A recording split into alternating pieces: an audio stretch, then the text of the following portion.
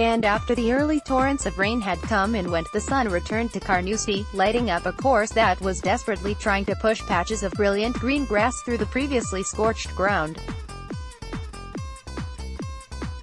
Rory McIlroy and Fleetwood had battled through the morning session, emerging soaked but happy to be in contention at -4 and -5 respectively in the leading British hopes. Ahead of them was Johnson, who surpassed both of them to hold the lead alone at -6 before being joined by his housemate Kevin Kisner. The evening had shaped up so well for Kisner, who was overnight leader, -5, and took a further 3 shots off par to begin the 18th hole on -8. From there, however, things went rather awry as he found the infamous Barry's burn with his second shot and picked up a double bogey. It was a rare error from a player who has looked pinpoint so far, and one he struggled to explain. The 147th Open Championship takes place at Carnoustie. The 147th Open Championship takes place at Carnoustie. On 18 I had, the pin is 160, so I'd only had 150 yards to carry it over the burn, he said. I went with an 8-iron thinking it would come out pretty quickly. Just making sure it wouldn't turn my club over to the left. But it came out like high flop shot to the right. It was weird. I don't know if it caught something or what happened. You never know out of that grass. It was in a different grass than usual. It was wet, green grass instead of the brown grass.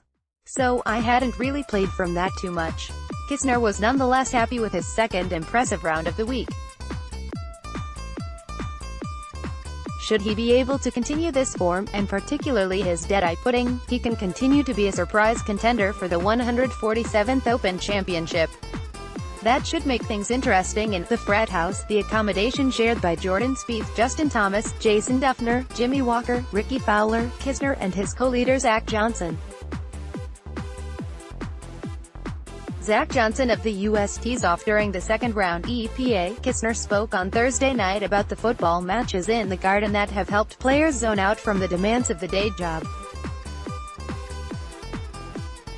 I wasn't in a fraternity in college, but it kind of feels like I'm going back to my alma mater, said Johnson, and I'm the old guy stepping into the current frat house. It does make the week significantly easier because of the amenities we have and because I'm with buddies and because I'm with guys that I can feed off and vice versa. It's never a bad thing to bond or hang out, whether you're competing or not. Kisner remains top of the leaderboard, but has housemate Zach Johnson for company. Getty Images. Behind the leading pair is a group of unconventional-looking golfers. On -5, most notably Fleetwood for British golf fans, but also 24-year-old Californian Xander Schauffele, Tony Finau, whose incredible backstory is too long to detail here, and the trucker-inspired look of Arizona native Pat Perez. It was Perez who delivered the line that most succinctly summed up the confusing upper reaches of the leaderboard as Friday evening drew to a close, saying, "The best thing about this weekend is that nobody thinks I can win it."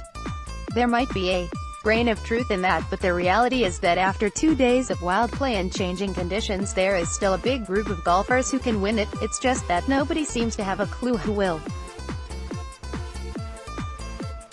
Follow The Independent Sport on Instagram here, for all of the best images, videos and stories from around the sporting world.